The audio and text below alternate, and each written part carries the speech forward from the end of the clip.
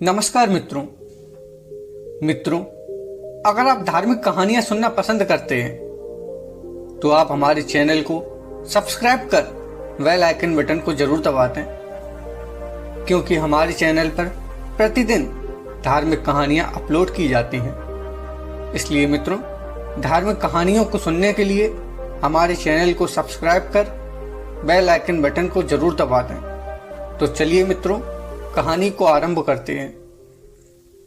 मित्रों, जगन्नाथपुरी में एक संत रहा करते थे, संत माधव दास जी। उनकी भक्ति इतनी प्रबल थी कि भगवान स्वयं उनसे मिलने आया करते थे। माधव दास जी नित्य शाम को समुद्र किनारे घूमने जाया करते थे। तो मित्रों, जब माधव दास जी समुद्र किनारे घूमने जाते तो भगवान श्री कृष्ण उनसे मिलने के लिए प्रकट हो जाते और माधव दास जी से खूब बातें किया करते।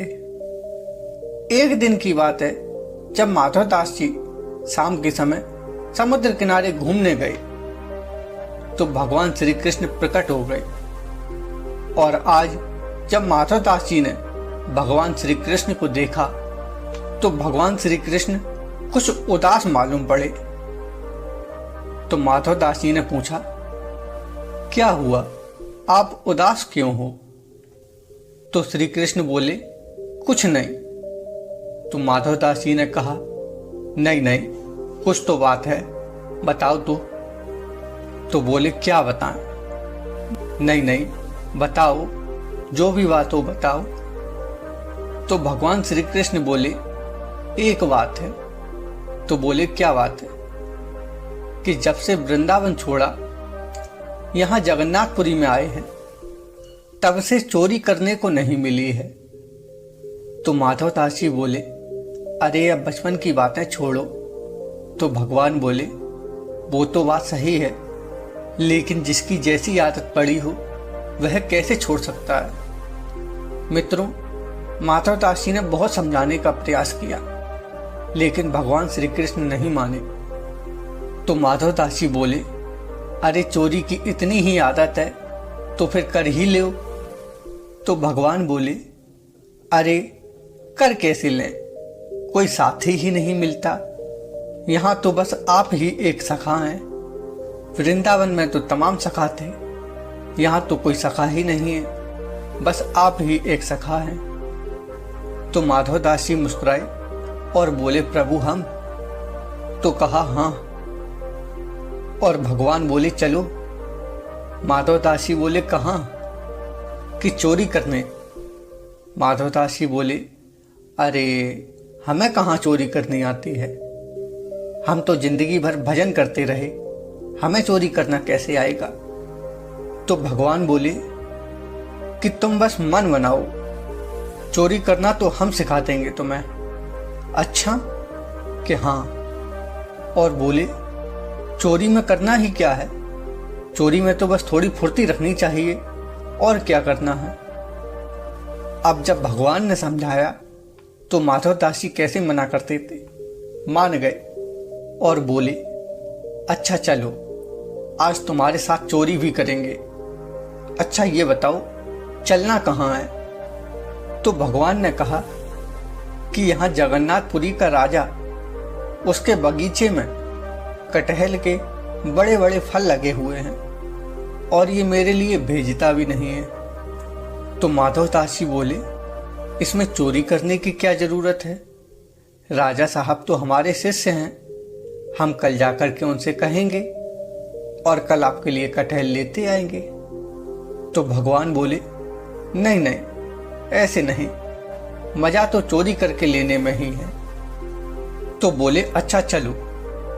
और जा पहुंचे राजा के बाग में। माधव दास जी और भगवान कृष्ण दोनों राजा के बाग में जा पहुंचे। अब भगवान ने माधव दास जी को समझाया और कहा कि धीरे धीरे बोलना। अब माधव दास जी को तो कोई अभ्यास था नहीं, तो जैसे ही एक कटहल के पेड़ के पास पहुंचे तो भगवान बोले, तुम ऊपर चढ़ जाओ, ऊपर से कटहल गिराना, हम नीचे पकड़ लेंगे। अब माधवदास जी को तो धीरे बोलने का कोई अभ्यास था ही नहीं, तो जोर से बोले, कन्हैया किस पेड़ पे चढ़ें, इस पे चढ़ें या इस पे चढ़ें? और जो इतना बगीचे के माली ने सुना तो बोला, मैं बताता हूं अभी किस पे चढ़ना है किस पे नहीं। तो वो माली वहां से उन दोनों को पकड़ने के लिए दौड़ा, लेकिन कन्हैया जी ने माधवदास जी को छिपा दिया और माधवदास जी से बोले कि हमने तुमसे पहले ही कहा था कि धीरे धीरे बोलना चाहिए चोरी करते समय। तो बोले, अच्छा ठीक है। अब जब उस माली को कोई भी दिखाई नहीं पड़ा तो वह वापस आकर सो गया। अब जब वह माली वापस जाकर के सो गया तो भगवान श्री कृष्ण माधवदास जी को फिर से लेकर आए और बोले, इस पेड़ पे नहीं, इस पेड़ पे चढ़ो, चढ़ जाओ ऊपर। माधवदास जी ऊपर चढ़ गए और भगवान ने धीरे से कहा, अब ऊपर से कठेल गिराओ। अब माधवदास जी ऊपर तो चढ़ गए, अब भगवान नीचे से कह रहे थे, गिराओ, जल्दी गिराओ। अब माधवदास जी फिर से तेज आवाज में बोले, कन्हैया ये वाला कटहल गिराएं कि ये वाला कटहल गिराएं? अब जो ही इतना सुना माली ने कि ये वाला कटहल गिराएं या ये वाला कटहल गिराएं, तो वह डंडा लेकर के दौड़ा।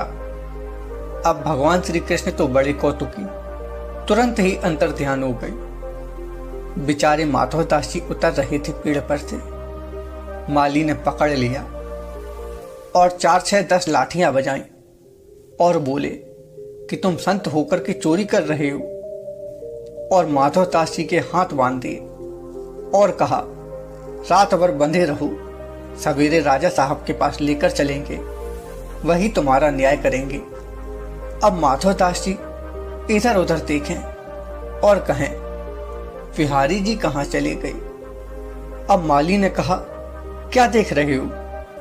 तो बोले, कुछ नहीं, लेकिन मन में सोचें कि पता नहीं कहाँ गायब हो गए। और बोले, हमको तो फंसा दिया और खुद का पता नहीं कहाँ चले गए। रात भर बंधे रहे। सवेरे माली ने कहा, चलो राजा साहब के पास। तो मित्रों, माधवदास जी के हाथ बंधे हुए थे और वह माली ऐसे ही माधवदास जी को राजा के दरबार में ले जाने लगा।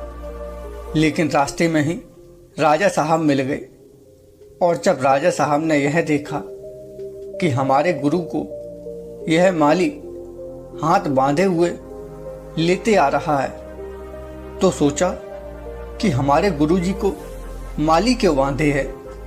तो छड़ी लेकर के माली को मारने दौड़े और बोले, इनको क्यों बांधा है? तो माधवदास जी ने कहा, इससे कुछ मत कहो। क्यों ना कहें? तो बोले कि जब हम ऐसे बंधने वाले काम करेंगे तो बंधेंगे तो है ही। तो पूछा कि आपने ऐसा क्या कर दिया? तो माधवदास जी बोले, चोरी। तो कहा, आपने चोरी? कि हाँ। कि क्यों? तो कहा कि अब क्या बताएं, कुसंग में पड़ के सब कुछ करना पड़ता है। तो पूछा कि अरे भाई, किसका कुसंग कर लिया आपने? तो बोले कि अब तो घर में ही चल करके बताएंगे। जिसके बाद राजा साहब गुरुजी को अपने घर पर लेकर गए। जिसके बाद माधवदास जी ने स्नान किया और राजा साहब को पूरी कहानी बताई। तो मित्रों, जब राजा ने गुरुजी की पूरी बात सुनी तो राजा ने वह बगीचा जगन्नाथ जी के ही नाम कर दिया। और मित्रों, कहा जाता है कि आज भी वह बगीचा जगन्नाथ जी के ही नाम है। अब शाम के समय माधवदास जी वह लिखा पढ़ी का कागज लेकर आए और शाम के समय ही समुद्र किनारे गए। तो भगवान श्री कृष्ण प्रकट हो गए और बंसी बजाने लगे। तो माधवदास जी ने देखा तो पीछे से कहा, कन्हैया, ये अच्छी बात नहीं, तुम मुझे वहां पर फंसा करके खुद निकल आए थे। और इतना कहते हुए जैसे ही माधव दास जी ने पीछे से भगवान श्री कृष्ण के कंधे पर हाथ रखा तो भगवान के मुंह से सिसकारी निकल गई, क्योंकि माधव दास जी को जो लाठियां उस माली ने लगाई थीं, उन लाठियों का प्रभाव भगवान ने अपने ऊपर ले लिया था। और जब माधव दास जी ने भगवान के मुख से सिसकारी सुनी तो वह समझ गई और उन्होंने भगवान की पीठ पर उन लाठियों के बने हुए चिन्ह देखे तो माधव दास जी भावपूर्ण होकर रोने लगे। मित्रों, ये सत्य घटना है। मित्रों, भगवान को हार जाने में भी उतना ही आनंद है और जीत जाने में भी उतना ही आनंद है। और सबसे बड़ी विचित्रता तो यह है कि भगवान श्री कृष्ण के जीवन में कितने उतार चढ़ाव आए। कहीं जन्म तो कहीं जन्मोत्सव, मथुरा से गोकुल गए, जेल में जन्मे, लेकिन एक अद्भुत बात, ऐसी प्रतिकूल परिस्थिति में भी भगवान श्री कृष्ण चैन की बंसी बजाते रहते। इसीलिए मित्रों, हम लोगों से भी कहा जाता है कि तुम परेशान क्यों होते हो, चैन की बंसी बजाओ, जो हो रहा है उसको होने दो, अपना कर्तव्य करते रहो। तो मित्रों, आपको यह कथा कैसी लगी?